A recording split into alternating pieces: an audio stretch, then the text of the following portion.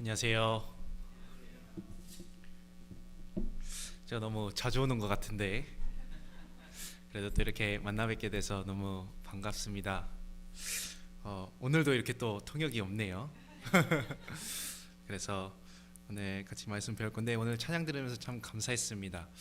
그 찬양 가사 중에 세상은 알 수 없는 행복이지 않습니까? 그런데 저도 이제 최근에 어제까지 LA 교회에서 전도 집회를 마쳤는데 사실은 인생 가운데서 알지 못하던 행복을 나눠주는 거거든요. 물론 이 세상 가운데서는 많은 종류의 행복들이 있지만 정말로 사람들이 알 수 없는 행복들, 그리고 성경 속에 숨어 있는 행복이 있었는데 그것을 나눠줄 수 있는 사람은 사실은 먼저 그 행복을 깨달은 사람들이지 않습니까?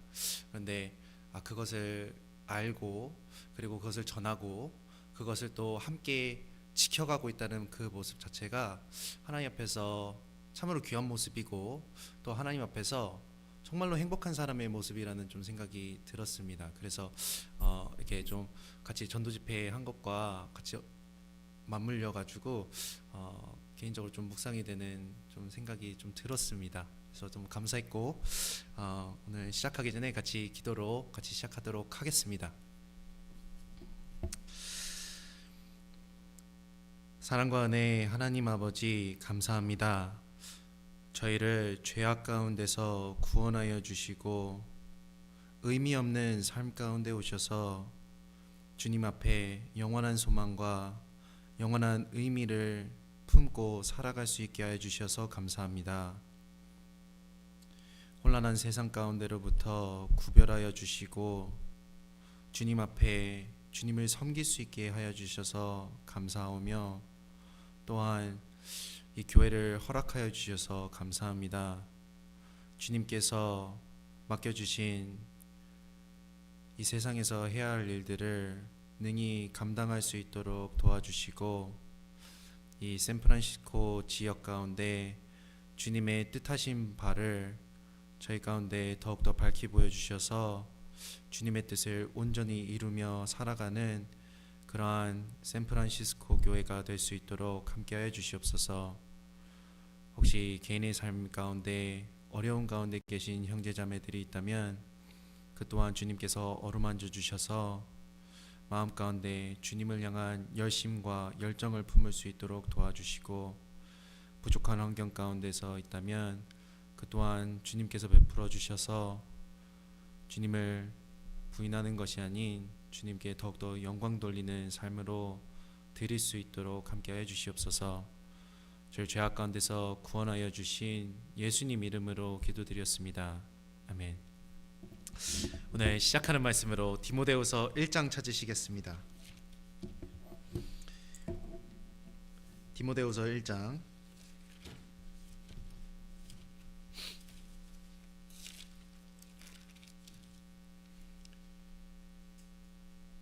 1장 6절로 8절입니다. 디모데후서 1장 6절로 8절 말씀입니다. 6절로 8절 제가 읽겠습니다. 그러므로 내가 나의 안수함으로 내 속에 있는 하나님의 은사를 다시 부릴 듯하게 하기 위하여 너로 생각나게 하노니, 하나님이 우리에게 주신 것은 두려워하는 마음이 아니요 오직 능력과 사랑과 근신하는 마음이니. 8절은 같이 읽겠습니다. 그러므로 내가 우리 주의 증거와 또는 주를 위하여 갇힌 자 된 나를 부끄러워 말고 오직 하나님의 능력을 조차 복음과 함께 고난을 받으라. 네, 본문 말씀으로 디모데 후서를 같이 찾았습니다. 아시다시피 디모데후서는 사도 바울이 쓴 14권의 성경 가운데 마지막으로 쓰여진 책이라고 일컬어집니다. 그 디모데후서를 쓴 배경은 에베소 교회 젊은 목회자로 있었던 디모데에게 용기와 격려를 주기 위해 쓴 책이라고 합니다. 그래서 목회서신으로도 불립니다. 그 성경에 목회서신이 3권이 있는데 디모데 전서, 후서, 그리고 디도서가 있죠. 예, 디도서가 있습니다. 그래서 이 목적을 통해 사도 바울은 디모데에게 용기를 주고 또한 다시 한번 디모데가 무엇을 위해 살아야 될지를 상기시켜 주는 겁니다. 그래서 디모데후서의 핵심 내용을 보면은 이러합니다. 1장에는 복음을 지키라라는 엄숙한 명령을 하고 있습니다. 1장 14절에 보면 우리 안에 거하시는 성령으로 말미암아 내게 부탁한 아름다운 것을 지키라. 이 아름다운 것, 복음을 지키라라는 엄숙한 명령입니다. 그리고 2장에 보시면 복음을 가르쳐야 될 것을 설명하고 있습니다.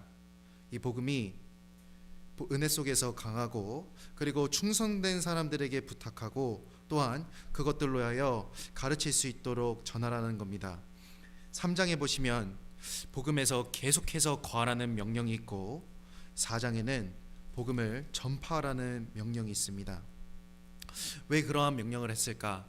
말세가 될수록 점점점 세상은 타락해지고 이 복음을 공격하는 일들이 일어난다라는 겁니다.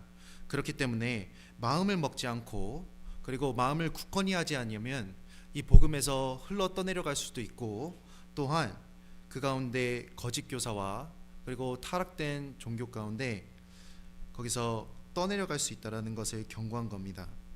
이 사도 바울이 어떻게 이렇게 담대하게 디모데에게 이런 권고를 할 수 있었을까요? 사도 바울은 분명히 복음을 위해서 살았던 사람입니다. 그렇기 때문에 디모데에게 담대하게 이렇게 복음을 위해 살라라는 명령을 할 수 있었던 겁니다. 구원받은 개인에게도 마찬가지입니다. 구원받은 성도는 하나님의 복음을 맡은 사람입니다. 전도인뿐만이 아니라 각각 개인이 하나님 앞에서 복음을 맡은 사람이에요.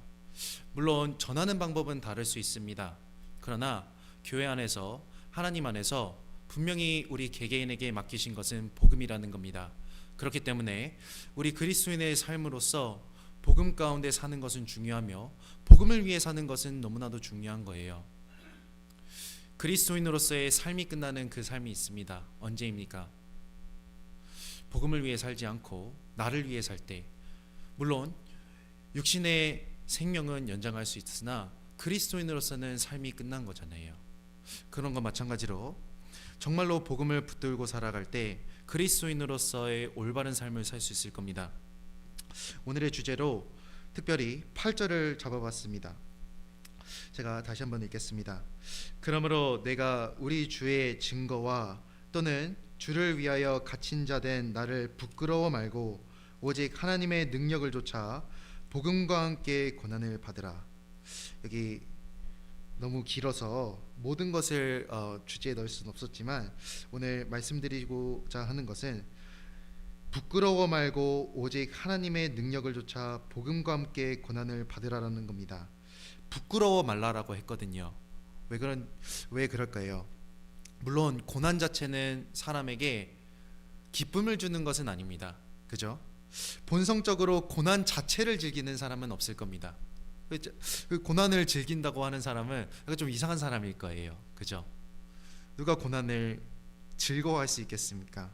그런데 사도 바울은 담대하게 복음과 함께 고난을 받으라고 했거든요.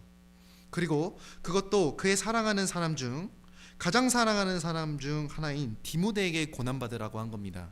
1절에 보시면 1절 2절에 보시면 사랑하는 아들 디모데에게 편지한다고 쓰여 있습니다. 사랑하는 사람이 고난받기를 원하는 것이 정상일까요? 아닐까요? 아니죠. 사랑하는 사람이 잘 되기를 원하고 사랑하는 사람이 편하기를 원할 겁니다. 그런데 사도 바울은 디모데에게 고난받으라고 한 거예요. 고난받으라고 한 겁니다. 나에게 정말로 중요한 것이 있다면 무엇이 있을까요? 이 고난받는 겁니다. 사도 바울은 자신의 마지막으로 남긴 말에 고난을 받으라는 명령을 했습니다. 내가 사랑하는 사람이 고난받는 것은 나 자신에게도 사실은 고난이 되는 거예요. 그죠? 아마 여기 아이를 가지신 부모님들이 계신데 아이가 아플 때 내가 할 수 없는 부분이 있습니다. 그죠? 나의 무기력함을 느끼잖아요. 그리고 아이가 고통 가운데 있을 때 내 마음도 같이 고통에 느끼게 되는 겁니다. 그리고 주변의 형제자매들의 어려움 소식도 듣습니다. 종종 어려움 가운데 있는 형제자매들의 소식도 듣잖아요. 이 고통 가운데 있고 고난 가운데 있는 형제자매들의 간증을 듣습니다. 그러면은 내가 내 마음도 같이 아픈 겁니다. 그죠? 이 고난을 같이 나누는데 이 고난을 받기를 싫어하는 것은 이 개인의 모습이라는 겁니다. 그런데 중요한 것은 사도 바울은 디모데에게 복음을 위해 고난을 받으라는 엄숙한 명령을 했습니다. 어떻게 그럴 수 있었을까요? 이 고난이 무엇이길래 사도 바울은 디모데에게 고난 받으라고 했겠습니까? 이 고난은 복음을 위한 고난이기 때문에 그렇습니다. 그리고 사도 바울이 엄숙하게 명령하고 담대하게 고난 받으라고 명할 수 있었던 것은 자기 스스로가 먼저 고난을 받았기 때문에 그래요. 먼저 이미 고난을 받은 상태로 하나님 앞에 후회가 없었기 때문에 권할 때 담대하게 권할 수 있었다라는 겁니다. 나에게 확신이 없으면 누군가한테 권해주기가 어려운 겁니다. 그죠? 정말로 좋은 것을 내가 경험했고 정말로 중요한 것을 내가 경험했을 때 담대하게 누군가에게 권할 수 있잖아요. 이 차를 샀습니다. 이 차가 너무 좋은 거예요. 저 미국에 왔을 때 일본 차에 대해서 아무것도 몰랐습니다. 근데 주변에서 일본 차가 너무 좋다고 하는 거예요. 그래서 많은 권유를 받았거든요. 막상 들어보니까 이 일본 차가 오래 가고 뭐 이런 것도 배우게 됐습니다. 저 개인적으로도 경험을 했거든요. 오래 가더라고요. 일본 차가 문제없이 오래 갑니다. 그래서 경험을 했더니 많은 그 경험 가운데 담대하게 권할 수 있었구나. 이 사도 바울은 디모데에게 고난을 받으라 권할 수 있었던 이유는 그 가운데 고난 가운데 자신도 살았고 그 가운데 절대 후회 없는 삶을 살았다라는 거예요. 역사 가운데 그 누구보다 그리스도를 위해 고난받은 사람은 사도 바울이었습니다. 아마 그리스도 그리고 예수님 다음으로 가장 많이 고난받은 사람은 사도 바울일 겁니다.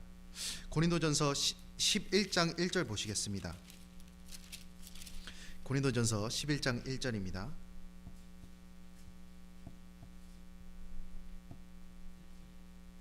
고린도전서 11장 1절입니다. 고린도전서 11장 1절 같이 읽겠습니다. 내가 그리스도를 본받는 자 된 것 같이 너희는 나를 본받는 자 되라. 사도 바울은 자신을 본받으라고 말했습니다. 그 이유는 자신이 그리스도를 본받은 자 되었기 때문에 그렇습니다. 사도 바울은 디모데후서뿐만 아니라 신약 성경을 14권이나 쓴 사람입니다. 그리고 그의 삶 가운데 주님을 따랐던 사람이에요. 만약 그의 삶 가운데 후회가 있었다라면은 복음을 위해서 고난을 받으라는 담대하게 말을 못했을 겁니다. 그런데 만약 사도 바울이 그리고 그리스도를 가장 가까이서 따랐던 사람이 후회 없는 삶을 살았고 또한 그리스도를 위해 고난받는 가운데도 후회 없는 삶을 살았다라면은 그것은 그리스도인에게 용기를 줄 수 있는 말이 되는 겁니다. 그 그리스도인의 대표격인 사도 바울이 복음을 위해 모든 것을 마치고 난 후에 한 말은 그리스도인에게 너무나도 중요한 거예요. 그 스티브 잡스 아마 아실 겁니다. 그 스티브 잡스가 췌장암 진단을 받고 2004년에 췌장암 진단을 받고 기적적으로 수술 가운데서 다시 살게 되었잖아요.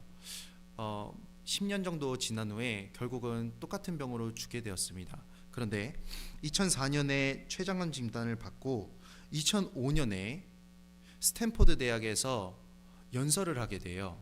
그 졸업 연설을 했습니다. 그런데 그 졸업 연설이 전 세계적으로 유명한 연설이 되었거든요. 왜 그랬습니까? 왜 그것이 사람들에게 유명한 연설이 되었고 감동을 주는 연설이 되었습니까? 그 이유는 이렇습니다. 그때 당시에 스티브 잡스는 아주 유명한 사람이 되었어요. 그죠? 혁신하면은 스티브 잡스였습니다. 그리고 세상에서 성공한 사람이라고 칭송받던 사람이었어요. 그런데 그 사람이 췌장암에 걸리고 정말 죽을 수도 있는 경험 가운데 있었습니다. 그런데 그 죽음을 이기고 이 연설 가운데 나타난 거예요. 사람들은 귀 기울였습니다. 이 세상에서 성공한 사람이, 그리고 이 세상에서 누구에게도 부러움을 받던 사람이 죽음을 앞에 두고 무슨 생각을 했을까? 그 사람이 어떠한 생각을 했을까? 사람들은 궁금했던 거예요. 왜냐하면 이 사람은 내가 갖고 싶었던 것을 다 가져본 사람이거든요. 그리고 누구나가 부러워하는 삶을 살았던 사람이기 때문에 그렇습니다. 이 세상에서 모든 것을 가져본 사람이 죽음 앞에서 무엇을 생각했을까? 사람들은 궁금했던 겁니다. 스티브 잡스는 얘기했거든요. 이 세상이 전부가 아니고, 그리고 내가 중요하다고 생각했던 것들이 죽음 앞에 섰을 때 결코 가장 중요한 것이 아니었다라는 것을 간증하지 않습니까? 이 사람들은 그러한 간증에, 그러한 연설에 귀를 기울였다라는 거예요. 그리스도인도 귀 기울여야 되는 것이 있습니다. 무엇입니까? 신앙생활의 대표, 그리고 정말로 나의 믿음의 대표인 사도 바울이 죽기 전에 어떠한 말을 했는지가 귀 기울여야 되는 거예요. 만약 정말로 하나님 앞에 드려진 그 삶 가운데 후회하는 모습으로 생을 마감했다면 내 삶이 더욱더 하나님 앞에 드려졌을 때 아마 내 삶도 후회하는 삶으로 바뀔 겁니다. 그런데 사도 바울처럼 정말로 모든 것을 드린 사람이 죽기 전에 하나님 앞에서 후회하는 것이 아니라 하나님 앞에서 확신을 갖고 기쁨을 갖고 또한 그 가운데 하나님 앞에서 확신과 용기 가운데 자신의 삶을 회고한다라면은 그것으로 우리에게 위로가 된다라는 거예요. 디모데후서는 그러한 성격을 가지고 있습니다. 디모데후서는 사도 바울이 죽기 전에 쓴 책이고 유언의 성격을 띠고 있습니다. 그렇기 때문에 디모데후서에서 사도 바울이 말하는 간증 가운데 우리는 위로를 얻을 수 있고 또한 그 가운데 어떻게 살아야 될지를 배울 수 있는 거예요. 디모데후서 다시 한번 찾아보시겠습니다. 디모데후서 4장입니다.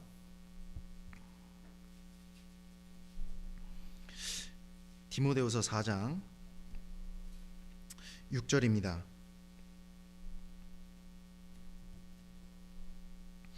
디모데후서 4장 6절입니다. 제가 읽겠습니다. 관제와 같이 벌써 내가 부음이 되고 나의 떠날 기약이 가까웠도다. 이 디모데후서를 쓰면서 사도 바울은 분명 자신에게 죽음이 가깝다라는 것을 알았습니다. 사도 바울이 자신이 죽는 것을 관제와 같이 벌써 내가 부음이 되었다라고 설명하고 있습니다. 이 관제는 그 재물 위에 뿌리는 관제인데 그 제단 밑에 붉은 포도주를 붓던 유대교에 잘 알려진 관습이었다라고 합니다. 이 포도주가 드려졌던 것처럼 자신의 삶이 하나님 앞에 부어졌다라고 설명을 하고 있습니다. 이 포도주는 희생 제물로 드려지는 어린 양의 피를 상징하는 겁니다. 마찬가지로 사도 바울은 자신의 삶 가운데 하나님 앞에 모든 것을 드리고 모든 것을 드리고 그 가운데 부어지는 것처럼 자신의 생명의 에너지가 빠지는 것처럼 자신의 삶을 모두 하나님께 드렸다라고 회고를 하고 있는 거예요. 그리고 이제 떠날 기약이 가까웠다라고 하는 겁니다. 이제 하나님 앞에 갈 날이 얼마 남지 않았다는 것을 알고 이 디모데후서를 사도 바울은 디모데에게 전한 거잖아요. 그 사도 바울은 자신이 이 세상의 삶에서 자신이 어떻게 살았는지를 회고합니다. 7절 내가 선한 싸움을 싸우고 나의 달려갈 길을 마치고 믿음을 지켰으니. 우리가 읽을 수 있는 것처럼 자신의 삶을 사도 바울은 아주 치열한 삶으로 설명하고 있습니다. 평화로웠던 것이 아니죠. 선한 싸움을 싸웠다라는 겁니다. 승리를 얻으려고 힘썼다라는 말을 하고 있습니다. 자신과도 싸웠을 거고 마귀와도 싸웠을 겁니다.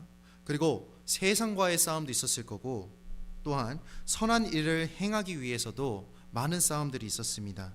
그런데 사도 바울은 죽기 전에 자신의 삶을 돌아봤을 때 나는 선한 싸움을 싸웠다 라고 말하고 있는 겁니다. 또한 나의 달려갈 길을 마쳤다라고 하고 있습니다. 쉬엄쉬엄 걸어간 것이 아니고 산책하듯이 걸은 게 아니죠. 하나님 앞에서 달려갈 길을 마친 겁니다.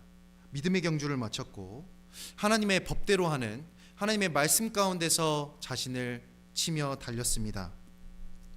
그 달리는 가운데 얽매이기 쉬운 죄도 있었을 겁니다. 나를 유혹하는 것도 있었을 겁니다. 그런데 그 모든 무거운 것을 버리고 하나님 앞에서 달린 거예요. 그리고 믿음을 지켰다라고 설명하고 있습니다. 아시다시피 신앙생활 가운데는 믿음을 공격하는 일들이 너무나도 많습니다. 내 마음 가운데서도 있고 주변에서도 있습니다. 그리고 내 주변에 가까운 사람들로부터도 있고 나에게 가장 가까운 것들로부터 믿음의 유혹과 시련을 받을 수 있습니다. 그런데 사도 바울은 그것 또한 지켰거든요. 이 그리스도인으로서 사도 바울은 어떻게 살았습니까? 너무나도 치열하게 살았던 거예요. 너무나도 바쁘게 살았습니다. 너무나도 많은 고난 가운데 살았다고 할 수도 있습니다. 오랜 세월 동안 사도 바울은 사람들의 표적이 되기도 했거든요. 사도 바울을 죽이려고 따라다닌 사람들도 있었습니다. 수십 번이나 배신도 당했습니다. 그리고 죽을 위기에도 있었고 사기꾼 그리고 이단으로부터 집중적인 공격도 받았습니다. 투옥도 당했고 채찍질도 당했고 돌팔매질도 당했습니다. 그런 삶 가운데 이 삶의 마지막이 찾아온 거예요. 얼마나 많은 흉터들이 있었고 얼마나 많은 상처들이 있었겠습니까? 이 세상에서 복음 때문에 고생하고 만약 그것으로 후회할 사람이 있다면 사도 바울일 거라는 거예요. 그것이 정말 가치없는 일이었다면 그 누구보다 후회할 사람은 사도 바울이라는 겁니다. 왜냐하면 그만큼 고생했기 때문에 그래요. 그런데 사도 바울이 삶의 끝에 후회를 한 것이 아니라는 겁니다. 하나님 앞에서 고생하고 고난받고 복음을 위해 고난받았는데 사도 바울은 절대로 후회하지 않았습니다. 8절 같이 읽겠습니다. 이제후로는 나를 위하여 의의 면류관이 예비되었으므로 주 곧 의로우신 재판장이 그날에 내게 주실 것이니 내게만 아니라 주의 나타나심을 사모하는 모든 자에게니라. 사도 바울은 주님께서 예비하신 의의 면류관을 볼 수 있었습니다. 절대 후회하는 모습이 아니잖아요. 자신의 삶의 주인이신 주님을 볼 것을 확신했습니다. 그리고 그 뒤에 있을 의의 면류관과 칭찬과 위로를 받았어요. 사도 바울은 주님을 만나는 그날을 고대한 겁니다. 자신의 삶은 분명 복음을 위해 치열하게 싸운 삶이었고 그 가운데 많은 고난이 있었습니다.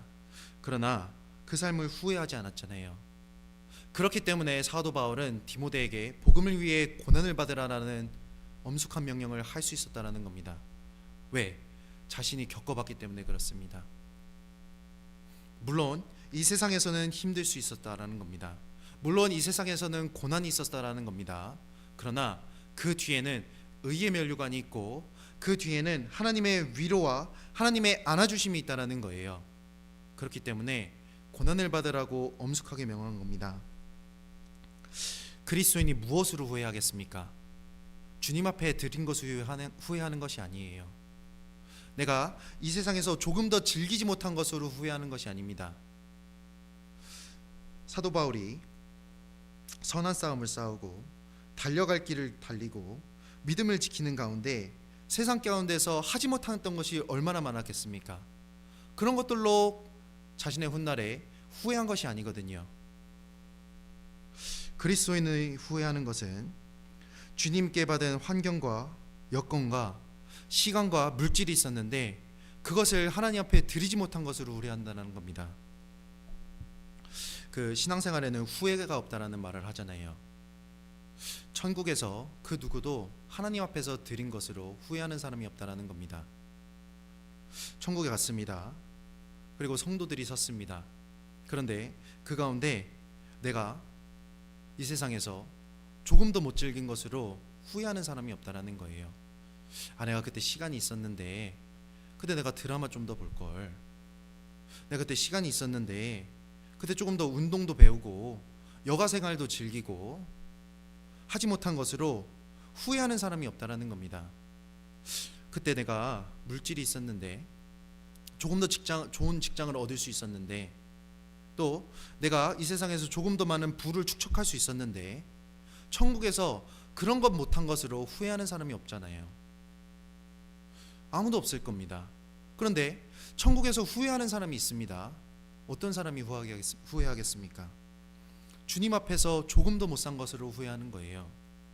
내가 그때 젊었을 때, 주님 앞에 조금 더 힘이 있었을 때, 그때 조금 더 열심히 할 수 있었는데 그때 하지 못한 것으로 후회하는 겁니다. 시간이 있었는데 조금 더 주변을 돌아보지 못하고 조금 더 하나님 복음을 위해서 쓰지 못하고 내 삶에 바빠서 치우쳐 살면서 조금 더 주님 앞에서 열매 맺지 못한 것으로, 그것으로 후회하잖아요. 내가 그때 물질이 있었습니다. 내 은행의 뱅크 어카운트에 물질이 있었어요.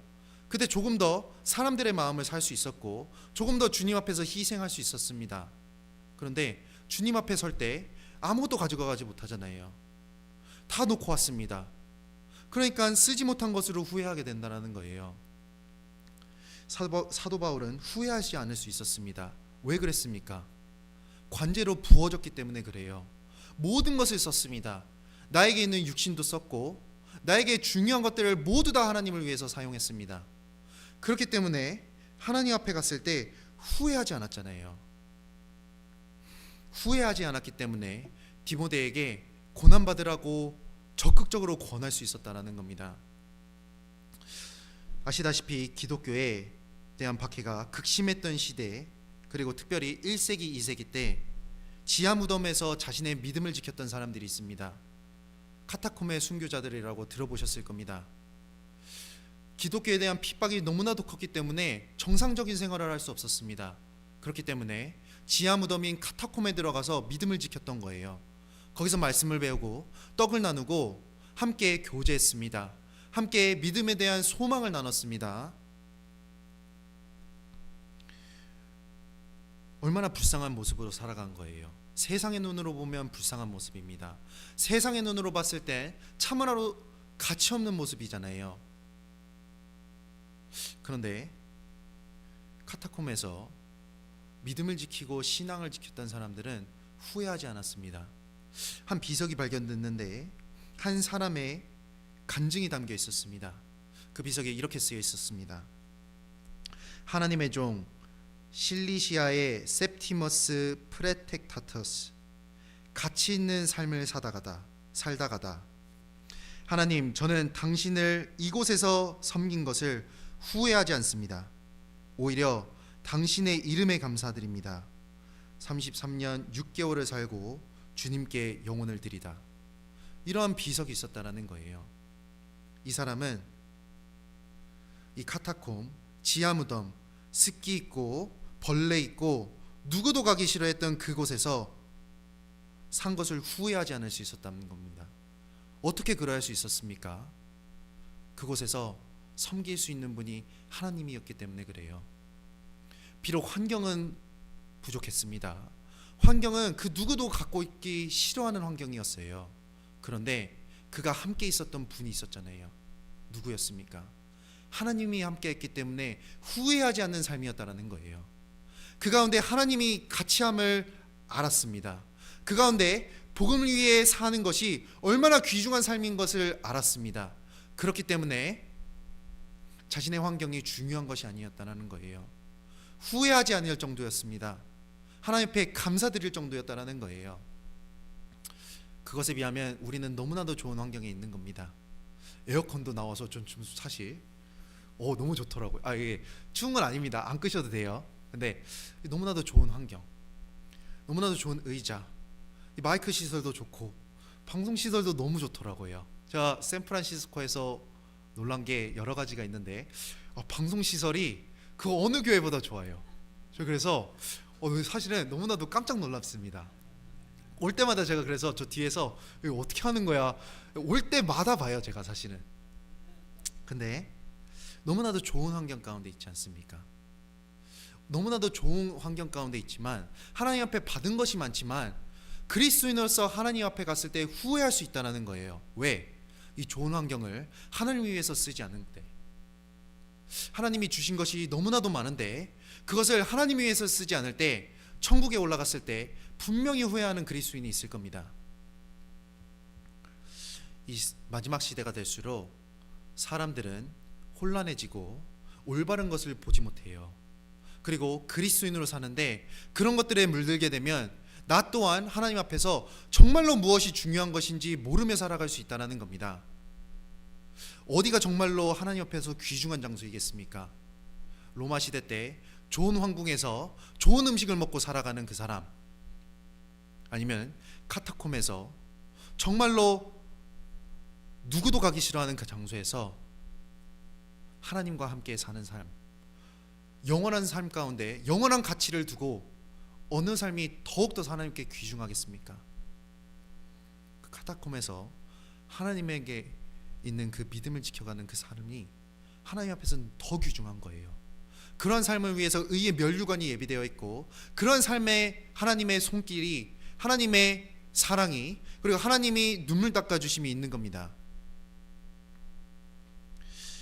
이 세상은 날로 타락해져 가고 올바른 것을 볼 수 없게 만드는 세상이지 않습니까? 그 세상이 올 것을 사도 바울은 디모데에게 경고하고 있는 거예요. 디모데후서 3장입니다. 디모데후서 3장 1절로 5절입니다. 1절로 5절 제가 읽겠습니다. 내가 이것을 알라 말세에 고통하는 때가 이르리니. 이 말세는 그리스도의 공생애로 시작된 한 세대를 얘기하는 겁니다. 그리고 또한 신약 시대 때의 말세는 그리스도께서 다시 오시기 전 교회의 상태를 설명한다고 설명할 수도 있습니다. 특별히 우리 시대입니다. 우리 시대 때는 마지막 시대에 이뤄질 징조들이 모두가 이뤄진 시대죠. 그렇기 때문에 이 말세에 고통하는 때가, 그리고 이 말세에 나타나는 징조들이 우리 눈앞에 너무나도 확연히 보이는 겁니다. 2절 말세의 사람들의 특징입니다.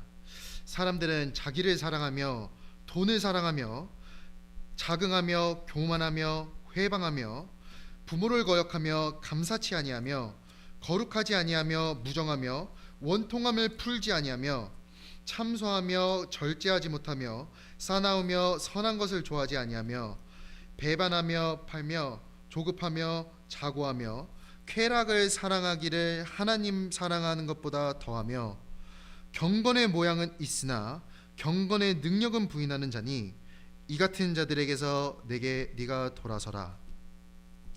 이 말세가 될수록 이러한 모습들이 보인다라는 겁니다.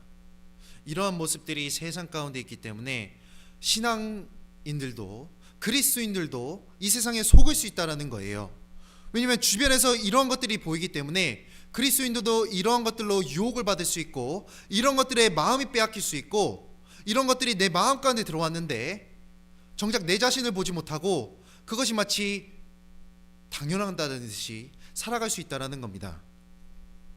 2절 사람들은 자기를 사랑하는 겁니다. 다른 사람을 생각하지 못하고 자신을 사랑하는 모습으로 살아가잖아요. 그렇기 때문에 그런 모습을 보면서 신앙생활 가운데 물들어가고 다른 사람을 보지 않는 상태로 살아갈 수 있다는 겁니다. 그리스도인이 자기만 생각하는 거예요. 다른 사람을 보지 못하는 겁니다. 그리스도의 마음으로 다른 사람을 보지 못하고 내가 잘 되는 것, 내가 잘 사는 것이 마치 하나님 앞에서 귀중한 것처럼 보이는 거예요. 물론 그것도 하나님은 원하시는 걸 겁니다. 그런데 하나님의 마음은 다른 사람에게 이 사랑을 전하는 것을 원하고, 하나님의 마음은 다른 사람에게 이 사랑이 전해지는 것을 원하시는데 나만 바라보고 살아갈 수 있다는 거예요. 마치 내 가족만 잘 되고 내 주변만 잘 되면 하나님 앞에서 만족하고 살아갈 수 있다는 겁니다. 돈을 사랑하는 겁니다. 돈을 사랑하며, 그렇죠, 이 세상이 전부라고 생각하는 거예요. 성경에서 돈은 일만하게 뿌리가 된다라고 설명하고 있습니다.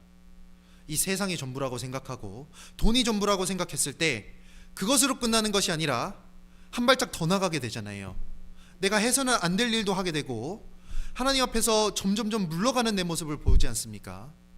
일만하게 뿌리가 되는 것처럼, 뿌리가 자라서 가지를 뻗치는 것처럼 내 삶이 이 물질 가운데 내 마음이 뺏겼을 때 가지를 뻗쳐나가고 일만하게 뿌리가 돼서 상상도 못할 일들을 할 수 있게 된다는 거예요.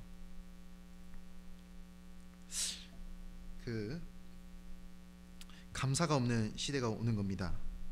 그 2절 마지막에 감사치 아니한다고 쓰여 있습니다. 감사가 없다. 하나님과 무관한 것처럼 살아가잖아요. 신앙생활을 가운데 하나님께 감사할 수 있는 것들로 채워져 있는 겁니다. 모든 일들로 감사할 수 있잖아요. 억울한 환경 가운데서도 하나님께 감사할 수 있는 것이 신앙인입니다. 그런데 하나님과 무관한 채 살아가는 거예요. 감사가 없는 겁니다.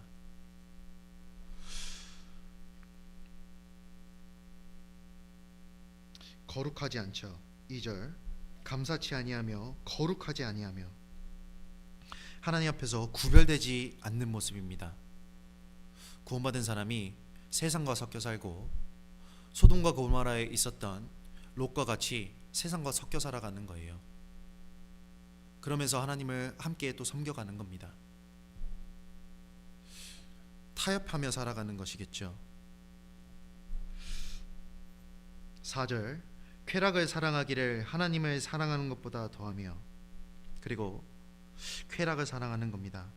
이런 모습들이 말세에 세상에만 나타나는 것이 아니라 세상에 살고 있는 그리스도인에게 유혹으로 찾아오고 그 가운데 넘어져 살며 그 가운데 삶 가운데 타협하는 삶이 있다라는 거예요.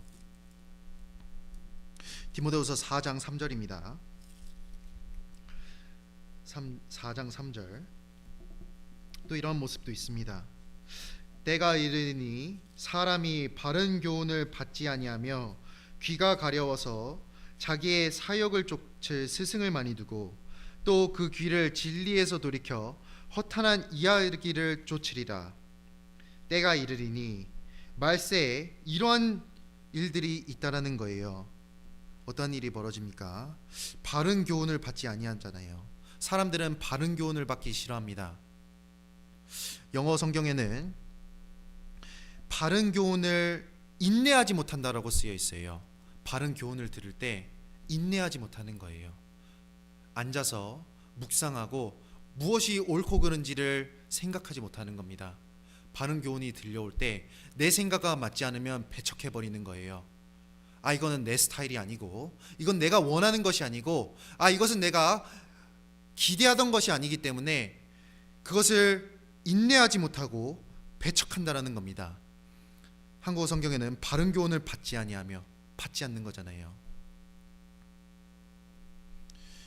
그래서 무엇을 합니까? 자기 귀가 가려워서 자기의 사욕을 쫓을 스승을 많이 두는 거예요. 어디에 귀를 기울이게 되어 있습니까? 내 귀를 간지럽히는 것들, 내 귀에 좋은 것들, 내 사욕에 내가 원하는 것들을 말해주는 사람들을 주변에 많이 두는 겁니다. 옳고 그른 것은 중요한 것이 아닌 시대가 되어버렸습니다. 그렇죠? 우리 주변의 사람들만 봐도 그렇습니다. 무엇이 옳고 그른지가 중요한 것이 아니라 내가 무엇을 좋아하고 내가 어떤 사람인지가 중요한 시대가 되어버린 거예요. 그렇기 때문에 이 세상에 많은 것들이 뒤틀렸습니다. 그렇죠? 사람들의 정체성, 그리고 사람들에게 올바른 길을 전해줄 때 그 사람의 눈치를 봐야 되고 그 사람이 어떻게 생각할지를 한 번 더 생각해야 되는 우리 시대가 되었습니다. 그리고 내 기분을 상하게 했으면 그것으로 이미 배척할 이유가 되어버렸다는 거예요. 그리고 내 마음을 충족시켜 줄 수 있는 그러한 도구들이 많지 않습니까? 스승들이 많아요. 유튜브가 내 스승이 되어가는 시대입니다. 그죠? 내가 원하는 것을 유튜브로 다 찾아볼 수 있거든요. 내가 돈에 관심 있으면 돈에 관련된 것 찾아볼 수 있습니다. 그리고 그것에 빠지는 거예요. 스승이기 때문에 그것을 따라가는 겁니다. 스승이 무엇입니까? 그 스승을 쫓아 그 뒷받침을 따라가는 거잖아요. 그와 같이 되고 싶다라는 거지 않습니까? 유튜브 보면서 아, 이렇게 되고 싶다, 아, 저렇게 되고 싶다. 스승을 많이 둘 수 있는 시대가 되어버렸지 않습니까? 정보가 넘치니까 유혹 빠질 것이 너무나도 많은 거예요. 세상 사람들만 그런 것이 아니라는 겁니다. 지금 우리가 말세를 살아가고 있기 때문에 그런 것들로 유혹받을 수 있고 그런 것들에 물들어가고 있는데 내 자신을 보지 못할 수 있다는 거예요. 그리스도인들 중에도 자신이 원하는 것만 따르는 그리스도인이 있는 겁니다. 내가 내 사욕을 쫓고 내가 원하는 것, 내가 하고 싶은 것만 하는 그리스도인이 있다는 거예요. 나는 몸 쓰는 걸 좋아하니까 몸 쓰는 봉사만 할 거야. 그것만 하는 겁니다. 교회에서 다른 일이 일어나는데 내가 원하는 것이 아니기 때문에 함께 참여를 안 하는 거예요. 교회에서는 분명히 물질이 들어갈 일이 있습니다. 그런데 그것은 내 것이 아니라고 생각하는 거예요. 내 분량이 아니라고 생각하는 겁니다. 그러니까 내가 원하는 것만 하고 원하지 않는 것은 안 하는 거예요. 그런 시대가 되어버린 시대입니다. 사도 바울은 관제로 부음받음이 되었거든요. 그 어느 환경 가운데서도 하나님 앞에 모든 것을 드렸습니다. 그런데 그것이 마치 어리석은 모습으로 보이잖아요. 이 시대는 너무나도 타락한 시대가 되어버렸고 진리가 아닌 시대가 되어버렸고 또한 사람들은 허탄한 것을 쫓는 시대가 되었습니다. 4절 또 그 귀를 진리에서 돌이켜 허탄한 이야기를 쫓으리라. 마치 이 세상이 전부이며 이 세상이 참된 성공과 행복이 있는 것으로 사람들은 말하고 있지 않습니까? 그게 허탄한 거잖아요.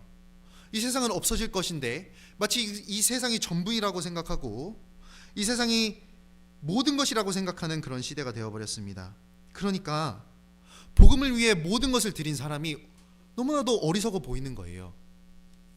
그러니까 복음을 위해 고난받는 사람이 내 눈에도 그리스도인 내 눈에도 어떻게 저렇게까지 할까 이런 마음이 드는 겁니다. 그런 마음 드신 적 없으세요? 야, 왜 저렇게까지 할까? 좀 쉬운 방법이 있을 텐데.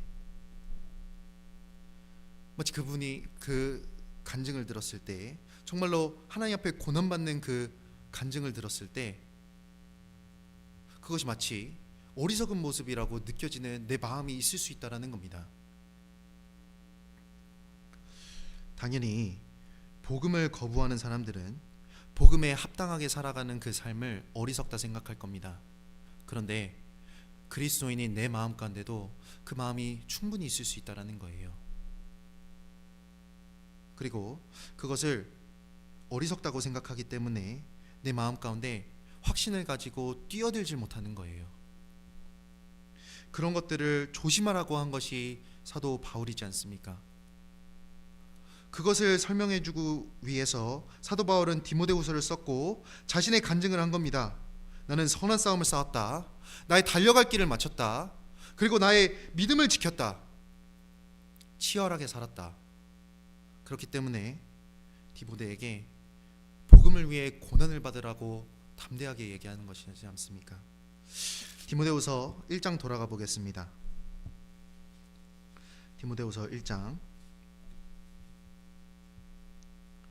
디모데후서 1장 6절입니다. 디모데후서 1장 6절. 이 본문 말씀 좀 생각해 보도록 하겠습니다. 그러므로 내가 나의 안수함으로 내 속에 있는 하나님의 은사를 다시 부릴 듯하게 하기 위하여 너로 생각하게 하노니. 이 서신서를 통해 사도 바울은 디모데 속에 있는 하나님의 은사를 다시 부릴 듯하게를 원했습니다. 그러기 위해서 디모데로 인해 생각하게 하는 것이 있었거든요. 우리도 마찬가지일 겁니다. 우리는 하나님 앞으로 구원을 받은 사람입니다. 그리고 이 삶 가운데 하나님의 은사를 충분히 받은 사람들이에요. 여기서 하나님의 은사는 말씀을 가르치고 말씀을 전하고 그리고 복음을 전할 수 있는 그 능력 모든 것을 포함한 걸 겁니다. 우리도 하나님의 은사를 받았잖아요. 이 은사는 하나님께 드려지기 위해서 받은 은사입니다. 각각 개인 가운데 분명히 하나님 앞에 은사를 받으셨습니다. 복음과 함께 은사를 함께 주셨거든요. 주님을 위해 살 수 있는 여건과 환경을 함께 받았습니다. 그런데 이 은사가 내 마음 가운데 숨어 있을 수 있다라는 거예요. 이 내 마음 가운데 가려져 있을 수 있다라는 겁니다. 주님 앞에 드리지 못하는 부분이 있을 수 있다라는 거예요. 그렇기 때문에 사도 바울은 다시 불일 듯하게 하기 위해서 하나님께 받은 그 은사를, 내 속에 있는 그 은사를 다시 불일 듯하기 위해서 너로 생각나게 한다라고 쓰여 있는 겁니다. 불일 듯하게 하기 위해서 흔들어 깨운다라는 겁니다. 우리 마음도 우리 자신도 항상 흔들어야 되는 거예요. 하나님께 받은 은사가 있는데 가리워져 있을 수 있는 겁니다. 그렇기 때문에 흔들어야 되는 거예요. 어디서? 교회 가운데서, 말씀으로, 기도 가운데서 계속해서 내 마음을 흔들어야지 하나님께 받은 은사가 드러나는 겁니다. 그런데 세상의 것에 계속해서 쌓여 있고 덮여져 있고 숨겨져 있으면 하나님에 의해서 살 수가 없는 거예요. 이 음료수에 그 식혜처럼 무언가가 담겨 있지 않습니까? 가만히 놔두면은 가라앉거든요. 밥알이 가라앉지 않습니까? 그러면은 어떻게 해야 돼요? 이걸 다시 꺼내려면 흔들어 줘야 되는 거예요. 자극이 있어야 된다는 겁니다. 그래야지 다시 살아나잖아요. 불이 있습니다. 불이 다 죽어가요. 그러면 다시 불일 듯 하기 위해서는 어떻게 해야 되는 겁니까? 장작을 넣어줘야 되는 거예요. 흔들어 줘야 된다는 겁니다. 마찬가지로 하나님께서 내게 주신 것이 있습니다. 복음을 위해서 살 수 있는 여건을 주셨어요. 복음을 위해서 살 수 있는 환경과 모든 것을 허락하여 주셨습니다. 그런데 그것을 내 마음 가운데 숨겨놓는 그리스도인이 있는 거예요. 다시 불일 듯 하기 위해서 내 마음을 계속해서 일깨워야 되는 겁니다. 그러기 위해서 너로 생각하게 한 것이 있다라고 쓰여 있는 거예요. 7절, 하나님이 우리에게 주신 것은 두려워하는 마음이 아니요 오직 능력과 사랑과 근신하는 마음이니. 우리가 복음을 위해 살기 위해서 기억해야 될 것이 있습니다. 먼저는 두려워하는 마음이 아니라는 거예요. 하나님이 주시고자 하는 것은 두려워하는 마음이 아니라는 것을 다시 한번 기억해야 되는 겁니다. 순교를 앞두고 있던 바울은 디모데에게 하나님이 우리에게 주신 것이 두려워하는 마음이 아니라는 것을 다시 한번 생각하게 한 거예요.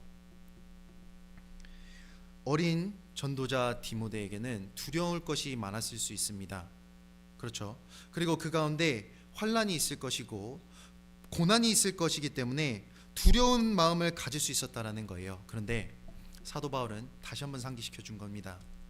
하나님이 우리에게 주신 것은 두려워하는 마음이 아니라는 거예요. 두려워하는 마음을 갖는 사람은 복음을 위해서 고난받을 수 없습니다. 그런데 중요한 것은 복음을 위해서 고난받는 것은 하나님의 뜻이지 않습니까? 그렇기 때문에 두려워하는 마음은 하나님으로부터 온 것이 아니라는 거예요. 세상으로부터 왔고 유혹거리가 된 것이고 하나님으로부터 온 것이 아니기 때문에 두려워하는 마음이 올라오면 쳐내버리라는 겁니다. 담대한 마음을 가지라는 거예요. 두려운 마음이 아니고 하나님이 주신 것은 이 세 가지였습니다.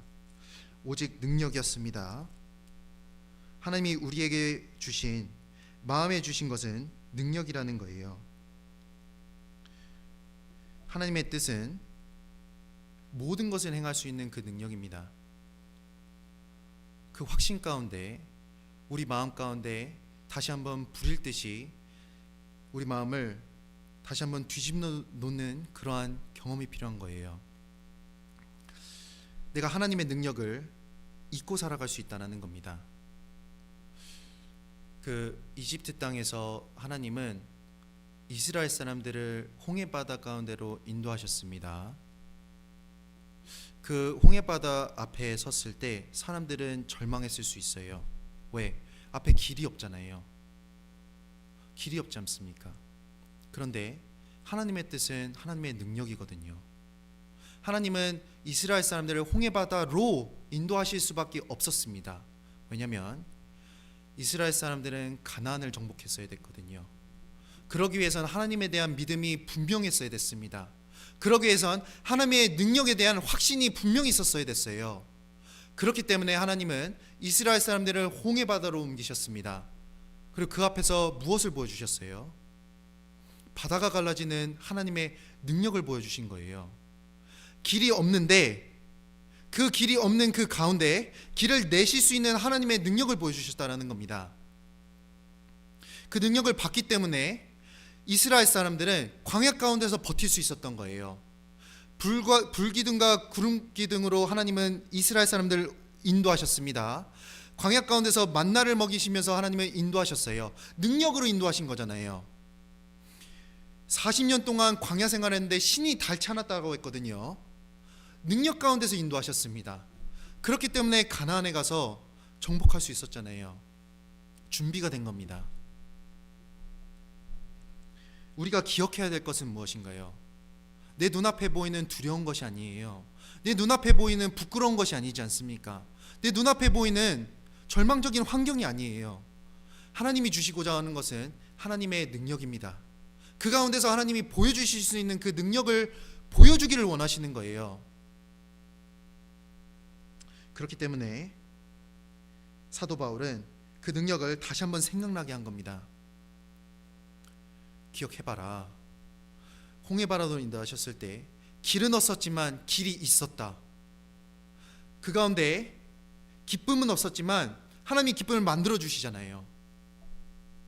마찬가지로 하나님이 주시고자 하는 것은 능력입니다.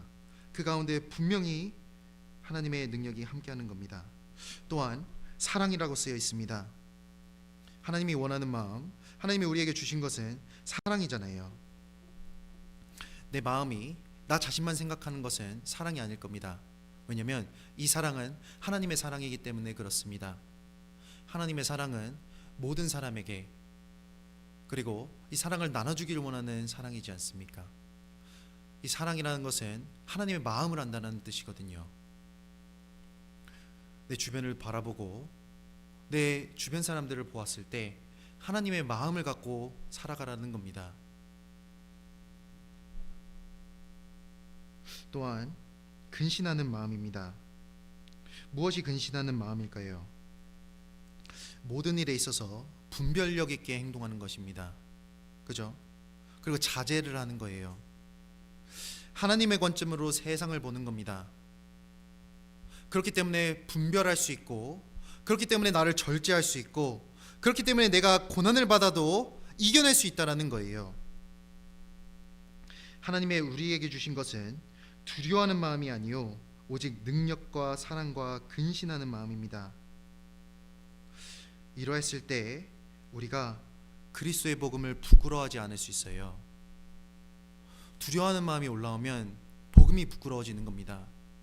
두려워하는 마음이 올라오면 내 삶이 부끄러워지는 거예요. 그러니까 뒤처지는 겁니다. 8절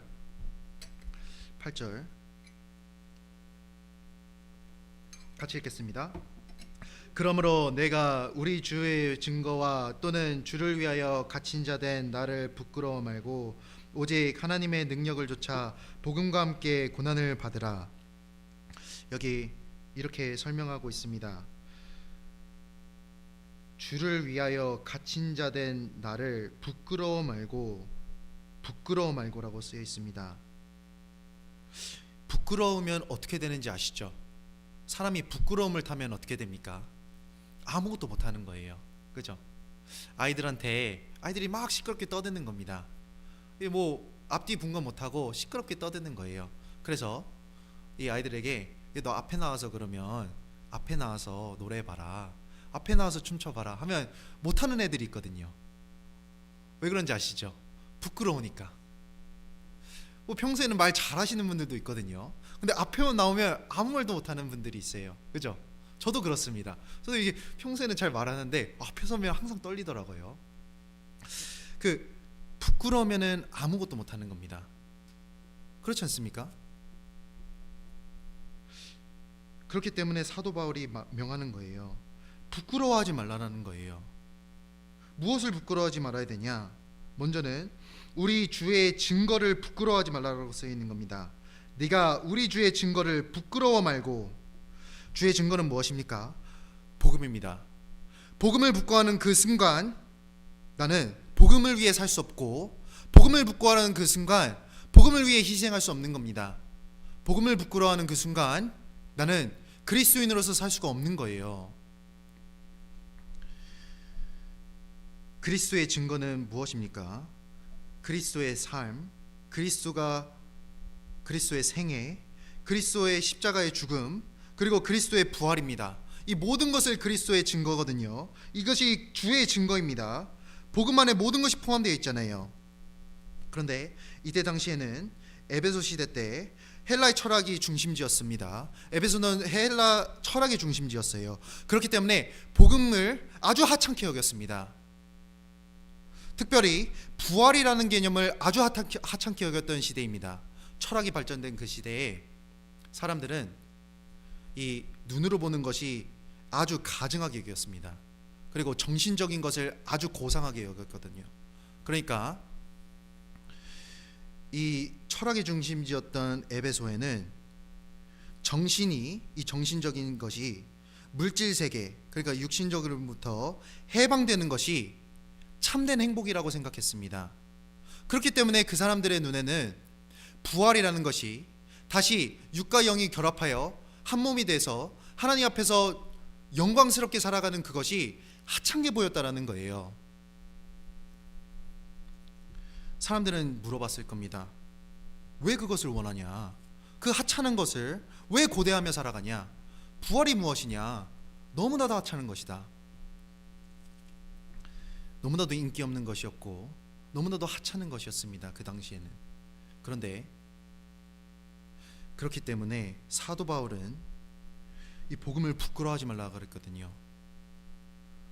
물론 십자가의 의미를 이해하지 못한 사람들에게는 너무나도 하찮은 것입니다. 그러나 그리스도인이 그런 모습으로 살아갈 수는 없다는 거예요.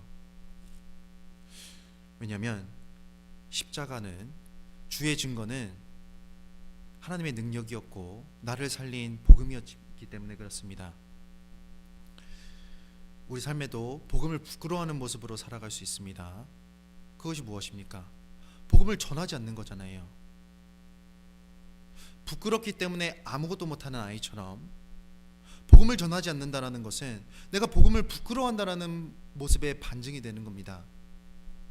내가 정말로 자랑하고 싶은 것이 있고 내가 정말로 권하고 싶은 것이 있다면 누가 말하지 않아도, 누가 잔소리하지 않아도 저절로 입 밖으로 나오는 것일 거예요. 그렇지 않습니까? 하물며 내가 좋은 차를 만났고, 하물며 내가 좋은 인생 가운데서 좋은 약을 만났고 좋은 운동을 찾았고 좋은 것을 찾았다면 저절로 내 입 밖으로 사람들이 나누게 되는 것이 정상이라는 거예요. 그런데 왜 내가 복음을 전하지 못하고 복음을 전하는 것이 왜 이렇게 힘들까? 내가 혹시 복음을 부끄러워하는 것이 아닐까 생각해 볼 필요가 있는 겁니다. 또 사도 바울은 이렇게 설명하고 있는 겁니다. 주를 위하여 갇힌 자 된 나를 부끄러워 말고,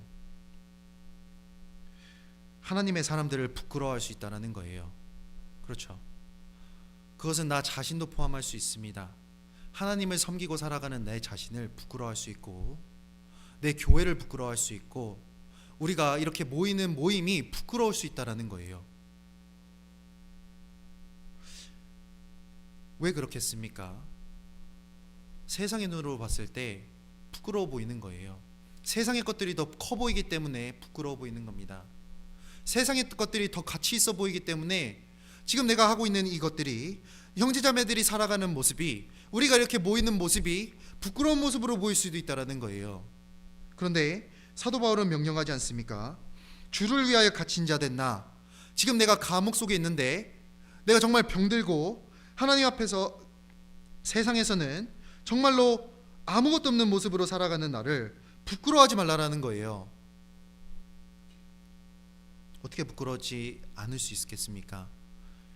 정말로 이것은 하나님의 능력을 쫓아낸 것이고 복음이 그만큼 소중하기 때문에 그렇지 않습니까? 복음의 가치를 잃어버리는 그 순간, 내 삶의 모습이 부끄러운 모습으로 살아갈 수 있다는 거예요. 부끄러워하는 모습으로 살아갈 수 있다는 겁니다. 누가 정말로 복음과 함께 고난을 받을 수 있겠습니까? 누가 정말로 복음과 함께 내 삶을 주님 앞에 드릴 수 있는 모습으로 살아가겠습니까? 부끄러워하지 않는 모습으로 살아가는 사람일 겁니다. 마지막으로 명령하고 있죠. 복음과 함께 고난을 받으라. 복음과 함께 고난을 받으라는 겁니다. 분명한 것은 복음과 함께 있는 그 삶 가운데는 고난이 있습니다. 예수님도 복음을 이루시기 위해서 고난을 받으셨잖아요. 십자가를 지셔야만 했습니다. 골고다 길을 오르셔야 됐잖아요. 십자가 위에서 6시간 동안 고난을 당하셔야 됐습니다. 복음과 함께하는 그 자리에는 복음과 함께하는 고난이 분명히 있습니다. 히브리서 12장 2절 보시겠습니다.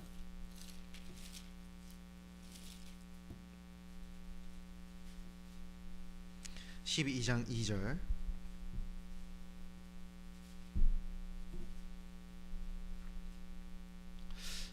같이 읽겠습니다. 믿음의 주요 또 온전케 하시는 이인 예수를 바라보자. 저는 그 앞에 있는 즐거움을 위하여 십자가를 참으사 부끄러움을 개의치 아니하시더니 하나님 보좌 우편에 앉으셨느니라. 믿음의 주요 온전케 하시는 이인 예수를 바라보자. 예수님을 바라봐야 되는 겁니다. 왜냐하면 예수님은 분명히 우리에게 본이 되시기 때문에 그렇습니다. 저는 그 앞에 있는 즐거움을 위하여 십자가를 참으사 부끄러움을 개의치 아니하시더니. 예수님도 부끄러움을 개의치 않으셨거든요. 예수님은 십자가 위에서 벌거벗은 모습으로 십자가에 못 박히셨거든요. 사람이 받을 수 있는 수치를 모두 다 받으신 분이 예수님이십니다. 그 예수님이 당하신 것뿐만이 아니라 사람의 위치에 따라서 수치를 느끼는 그러한 정도도 다른 거예요. 길 가던 사람, 그냥 평범한 사람이 침뱉음을 받는 것보다 한 나라의 대통령이 침뱉음을 받는 것은 더 큰 일인 겁니다. 더 큰 수치를 느낄 일이고, 그것은 그 사람뿐만이 아니라 그 나라를 모욕하는 것이잖아요. 그 나라의 수치가 되는 거잖아요. 그런데 예수님이 받으신 수치는 사람이 생각할 수가 없는 수치라는 거예요. 왜 그렇습니까? 예수님은 창조주이기 때문에 그래요. 창조주이시지 않습니까? 그분이 받은 수치는 이 세상에서의 어떠한 수치보다 더 큰 부끄러움과 수치라는 거예요. 그런데 그것을 개의치 않으셨다는 겁니다. 왜 그러셨습니까? 그 앞에 있는 즐거움을 위해 하셨다라는 거예요. 이 부끄러움 뒤에, 이 수치 뒤에 더 큰 것이 있기 때문에 그 고난을, 그 부끄러움을 이겨낼 수 있다는 거예요. 그 앞에 있는 것이 무엇이었습니까? 그 앞에 있는 즐거움이 무엇이었죠? 그 고난을 통해 구원받을 사람들의 영혼들을 보신 거잖아요. 그 복음을 통해 구원받을 영혼들을 보셨습니다. 그렇기 때문에 이 세상에서의 어떠한 수치와도 비교할 수 없는 수치를 당하셨음에도 개의치 않았다. 전혀 문제가 되지 않았다.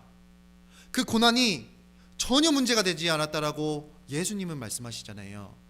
그런데 나는 내가 받는 조그만 수치가 너무나도 커서 복음을 가리우고 복음을 부끄럽게 생각하는 모습으로 살아갈 수 있다는 겁니다. 그 조그만 수치가 예수님이 받으신 수치에 비하면 아무것도 아닌 그 수치 때문에, 그 조그만 부끄러움 때문에 입을 열지 못하고 내 믿음을 증거하지 못하고 내 삶 가운데 복음을 드러내는 모습이 없이 살아갈 수 있다는 거예요. 하나님 앞에서 그 모습이 합당하겠습니까? 그렇지 않다라는 거예요. 그렇기 때문에 사도 바울은 담대하게 말할 수 있었던 겁니다. 부끄러워하지 말아라. 복음을 위해서 고난을 받아라. 사도 바울은 알았기 때문에 그렇지 않습니까? 자신이 경험했거든요. 그리고 정말로 볼 수 있었거든요. 하나님 앞에 얼마나 큰 면류관과 상급이 있을지, 그리고 예수님께서 자신을 위해서 무엇을 해주셨는지 분명히 볼 수 있었습니다. 그렇기 때문에 디모데에게 담대하게 얘기한 거예요.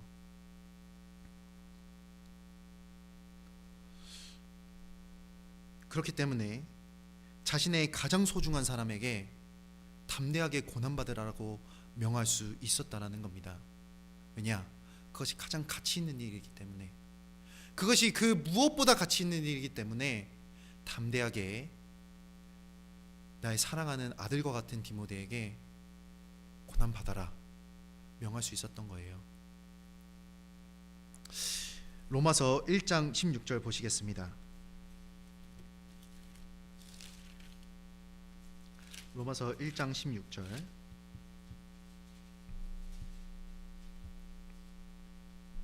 로마서 1장 16절입니다.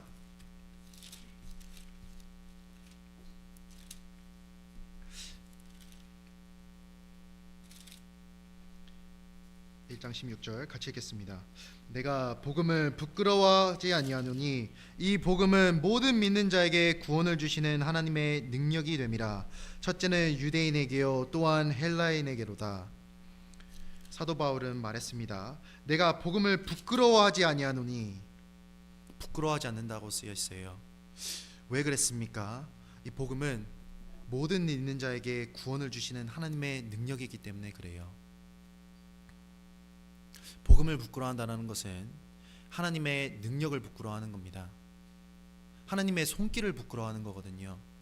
그리고 이 복음은 사람이 받을 수 있는 최고의 선물입니다. 그런데 그 가치를 모르는 사람은 부끄러워할 수 있다는 거예요. 사도 바울은 분명히 알았습니다.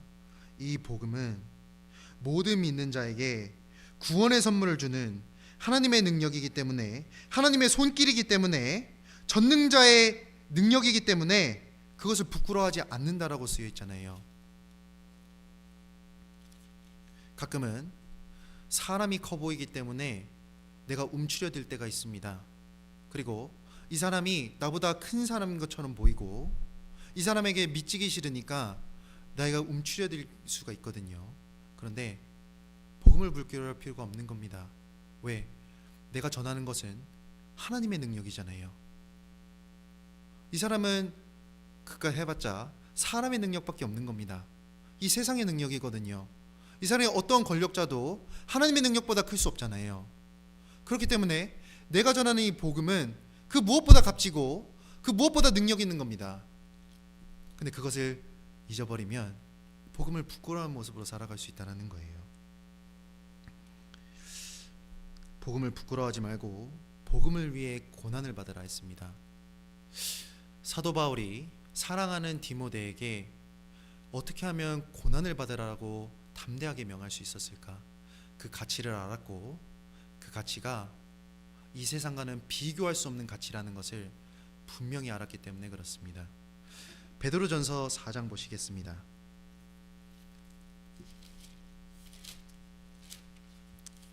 베드로후서 4장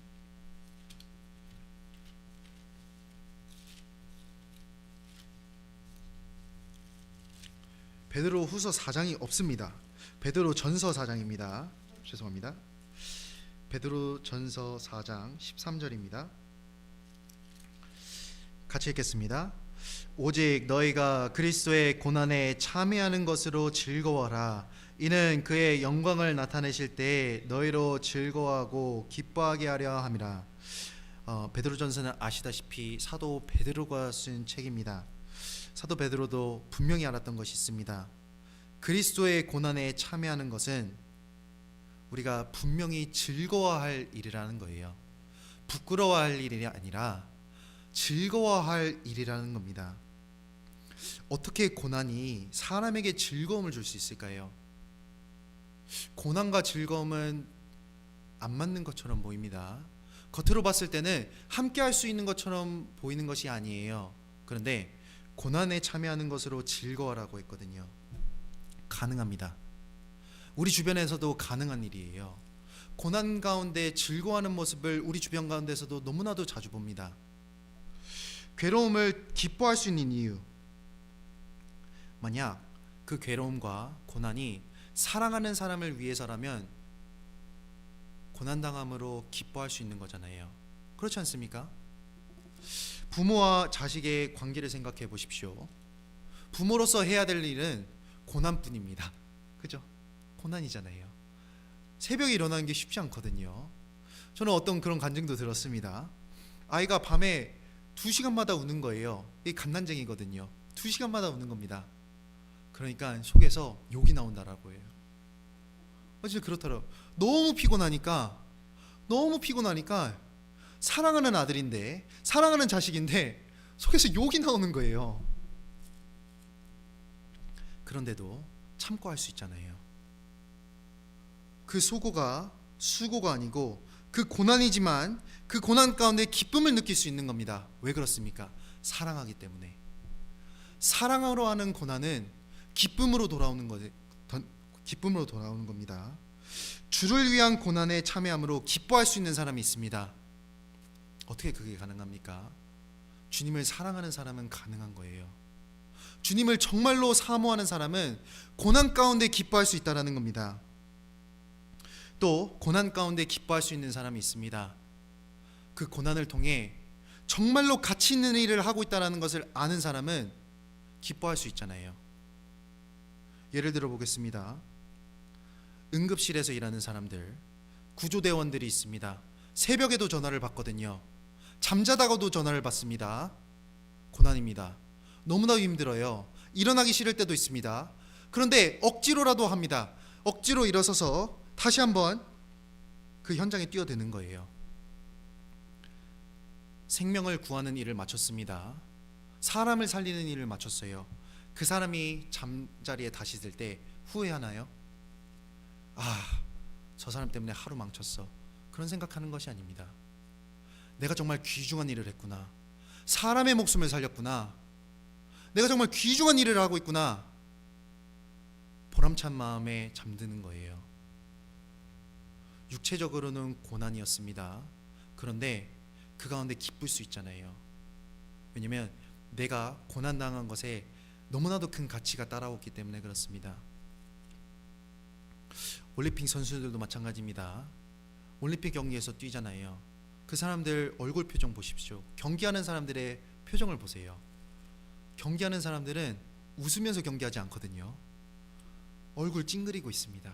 왜? 힘들잖아요. 상대방과 싸우는 것, 나 자신과 싸우는 것 힘들거든요. 너무나도 고통스럽습니다. 얼마나 포기하고 싶겠습니까? 그런데 그것을 기쁨으로 이겨내잖아요. 왜? 그 이후에 있을 가치가 있잖아요. 영광이 있기 때문에 그렇습니다. 정말로 그 영광을 볼 수 있는 사람은 고난이 고난으로 보이지 않는 거예요. 그런데 왜 고난이 고난으로만 보이고 왜 고난이 괴로움으로만 느껴지는 걸까요? 나에게 사랑이 없기 때문에 그런 것은 아니겠습니까? 내가 정말로 복음에 대한 큰 가치를 모르기 때문에 그럴 수 있지 않겠습니까? 또 그 뒤에 하나님이 주실 큰 영광과 상급을 보지 못하기 때문은 아닐까요? 우리 자신을 돌아봐야 되는 겁니다. 사도 바울은 사랑하는 디모데에게 담대하게 고난받으라 했습니다. 왜? 자신은 볼 수 있었거든요. 그 뒤에 있는 의의 면류관을 볼 수 있었잖아요. 그 뒤에 있는 참된 가치를 볼 수 있었기 때문에 그렇습니다. 로마서 8장 보시겠습니다. 로마서 8장 17절 18절입니다. 17절 18절 17절만 제가 읽겠습니다. 자녀이면 또한 후사 곧 하나님의 후사요 그리스도와 함께한 후사니 우리가 그와 함께 영광을 받기 위하여 고난도 함께 받아야 될 것이니라. 우리는 그리스도의 피로 거듭난 하나님의 백성입니다. 또 하나님의 후사이며 자녀가 되었습니다. 그리고 하나님이 우리를 자녀 삼으신 이유는 우리에게 영광을 함께 나눠주기 위해서 자녀 삼아 주신 거예요. 영광을 위해서 자녀 삼아 주셨습니다. 그런데 영광을 받기 위해 한 가지 필요한 것이 있다라는 거예요. 주님의 일에 참여해야 된다는 겁니다. 무엇입니까? 복음을 위한 고난에 참여한 사람에게 하나님의 더 큰 영광이 있는 겁니다.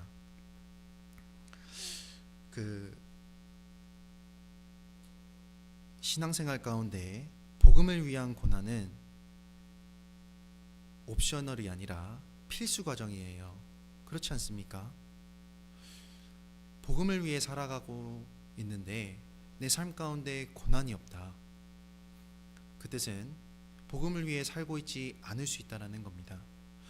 참된 영광을 위해 살고 있지 않을 수 있다라는 거예요. 내가 그리스도의 신앙생활을 하고 있는데 내 삶 가운데 내 자신을 치는 모습이 없다. 내가 하고 싶은 대로 살아가고 있다. 모든 것이 다 좋고 모든 것이 내가 원하는 대로다. 그러면 자신을 한번 돌아볼 필요는 있는 겁니다. 혹시 내가 하나님의 뜻이 아니라 내가 원하는 대로 살아가고 있는 것은 아닌가? 내가 주님 앞에 고난받기 싫기 때문에 혹시 내가 알든지 모르든지 피하는 모습으로 살아가는 것은 아닌가 생각해 볼 필요가 있다는 거예요. 왜냐하면 우리가 그와 함께 영광을 받기 위하여 고난도 함께 받는 것이 맞는 겁니다. 18절 같이 읽겠습니다. 생각건대 현재의 고난은 장차 우리에게 나타날 영광과 좋게 비교할 수 없도다. 이 세상은 잠깐입니다. 내세는 영원하잖아요. 이 세상에서의 고난은 잠깐입니다. 내세에서는 영광은 영원한 겁니다. 천국에서 주님을 위해서 다시 한번 수고하고 싶어도 수고할 수가 없는 거예요. 왜? 주님 앞에선 영광과 기쁨만이 있기 때문에 그래요. 고난은 그리스도인의 특권입니다. 고난은 구원받은 성도의 특권인 거예요. 왜? 주님 앞에서 영광을 끌어내리는 힘이 있잖아요. 이 세상에서 무엇을 하든지 영원한 것으로 남는다면 고민할 필요가 없다라는 겁니다. 여기 무엇을 어떻게 쓰였냐면 현재의 고난은 영원의 영광과 비교할 수가 없다. 그냥 비교할 수가 없는 것이 아니라 좋게 비교할 수가 없다라고 쓰여 있잖아요. 왜 내가 고난받기 싫어하고 주님 앞에 드려지기 싫어하는 걸까요? 비교하기 때문에 그렇습니다. 비교하기 때문에 그래요. 신앙생활 가운데 비교를 많이 하는 사람은 주님 앞에 한 발짝 나아갈 수 없는 사람이 되는 겁니다. 이 세상도 저울질해보고 요것도 저울질해보고 하나님 앞에서 비교해보는 거예요. 내가 받을 고난과 내가 얻을 안락함을 비교해보는 겁니다. 비교하니까 멈추게 되고 비교하니까 두 번 생각해보게 되고 두 번 생각해보게 되니까 하루를 미루게 되고 하루를 미루니까 한 달이 미뤄지고 주님 앞에서 결심하는 것이 없고 주님 앞에서 변함이 없는 거예요. 비교하기 때문에 그렇습니다. 어떤 사람이 주님 앞에서 고난을 받으며 복음을 위해 더욱더 수고할 수 있겠습니까? 비교하지 않는 사람. 왜 비교하지 않을까요? 비교할 가치가 없기 때문에 그렇습니다. 주님 앞에 수고하는 하루가 주님 앞에 천년으로 보상을 받을 겁니다. 그렇지 않습니까? 내가 주님 앞에서 하루 수고한 그 하루가 주님 앞에는 하루가 천년 같은 하나님 앞에는 천년어치의 보상으로 돌아오는데 그걸 왜 비교하고 있겠습니까? 그것을 아는 사람은 비교하지 않잖아요. 그러니까 더 수고하려고 하고 주님 앞에 더 드려질 일이 있으면 내가 먼저 나서려고 하는 겁니다. 그런 사람들로 채워질 때 서로가 더 열심히 하려고 하고 그 가운데 하나님이 더 역사하실 거예요. 그것은 분명한 겁니다. 왜냐하면 그 가운데 하나님의 영광이 더 드러나잖아요. 고난받고 싶은 사람에게 하나님의 영광이 드러나는 것처럼 교회 가운데 고난받고자 하는 사람들이 더 많이 생기면 우리 모두가 하나님 앞에 솔선수범 더 고난받고자 더 발로 뛰고자 한다면 하나님의 영광은 더 채워져야 되는데 그럼 어떤 일이 벌어지겠습니까? 하나님께 영광이 되는 열매는 저절로 맺혀지는 거예요. 하나님께 영광이 되는 하나님 앞에서의 열매는 더욱더 저절로 맺혀진다는 겁니다. 고난 가운데 성령의 열매도 맺히잖아요. 신앙의 성장도 있습니다. 또 무엇이 있습니까? 사람이 구원받는 역사는 분명히 일어나는 거예요. 하나님의 밀이 땅에 떨어지고 죽으면은 그때 가서 열매를 맺게 되는 겁니다. 고난받는 사람들이, 고난받는 그리스도인들이 샌프란시스코에 더욱더 채워질 때, 그리고 비교하지 않고 하나님의 영광과 이 세상의 고난을 비교하지 않고 담대하게 나가는 사람들이 채워질 때 하나님 앞에 영광이 채워지고 그 앞에 하나님의 열매로 채워지잖아요. 그 가운데 분명히 열매 맺는 것이 있을 겁니다. 그 가운데 사람들이 살아나고 30배, 60배, 100배 맺는 그러한 영광이 채워질 거라는 거예요. 사도 바울은 그것을 봤습니다. 그렇기 때문에 디모데에게, 사랑하는 디모데에게, 그 누구보다 아끼는 디모데에게 복음을 위해 고난을 받고 복음을 위해 수고하고 복음을 위해 피를 흘리고 복음을 위해 땀을 흘리라고 명한 거잖아요. 짐 엘리엇이라는 사람이 있었습니다. 에콰도르의 선교사였습니다. 이 사람은 에콰도르에서 순교한 사람입니다. 근데 이 사람이 하던 말이 있었습니다. 그 사람이 일기장에 적어놓은 말구가 있었잖아요. 무엇이었습니까? 영원한 것을 얻기 위해 영원하지 않은 것을 버리는 자는 결코 어리석은 자가 아니다. 영원한 것을 얻을 수 있다면 영원하지 않은 것을 버리는 것은 지혜라는 거예요. 만약 내가 이 세상에서 잠깐의 수고로 영원한 것을 얻을 수 있고 영원한 상급을 얻을 수 있고 영원한 생명을 구할 수 있고 영원한 하나님 앞에서 영광을 얻을 수 있다면 이 세상에서의 잠깐은 버려도 되는 거라는 겁니다. 이 세상에서의 잠깐의 고난은 좋게 당해도 충분하다라는 거예요. 왜? 그 값어치가 영원한 것이기 때문에 그렇습니다. 사도 바울은 디모데후서를 통해 자신의 유언과 같은 말을 했습니다. 그는 하나님 앞에서 관제로 드림과 같이 부어짐과 같이 모든 것을 주님을 위해서 쏟은 사람이었어요. 그 사람이 후회했나요? 안 했습니다. 그 사람 후회 없던 사람이었어요. 마찬가지입니다. 그렇기 때문에 사도 바울은 디모데에게 복음을 위해 고난받으라 했습니다. 우리는 어떻습니까? 샌프란시스코에 구원받은 무리로 하나님이 우리를 부르셨잖아요. 그리고 하나님의 은사를 주셨습니다. 내 속 안에 있는 은사가 있잖아요. 주님께서 주신 각각의 달란트도 있고 주님께서 주신, 그리고 복음을 위해 사용하라고 주신 무언가가 분명히 우리 가운데 있을 겁니다. 그것을 부끄러워하지 말고 주님 앞에서 고난으로 드리는 거예요. 그러면 주님께서 분명히 영원한 것으로 갚아주실 겁니다. 우리 가운데 더욱더 영원한 것들로 채워지기를 간절히 기도하는 모습으로 살아야겠습니다. 같이 기도하겠습니다. 사랑과 은혜의 하나님 아버지, 감사합니다. 저희를 죄악 가운데서 구원하여 주시고 의미 없는 삶 가운데 참된 의미와 소망을 두고 살아갈 수 있게 해주셔서 감사합니다. 우리 샌프란시스코 교회가 주님 앞에 더욱더 영원한 것을 위해 살 수 있도록 도와주시고 영원한 것을 위해 영원하지 않은 것을 넉넉히 버리며 주를 따를 수 있는 그러한 신앙의 결단을 할 수 있도록 주님께서 여건과 환경과 마음 또한 허락하여 주시옵소서. 저희를 죄악 가운데서 구원하여 주신 예수님 이름으로 기도드렸습니다. 아멘.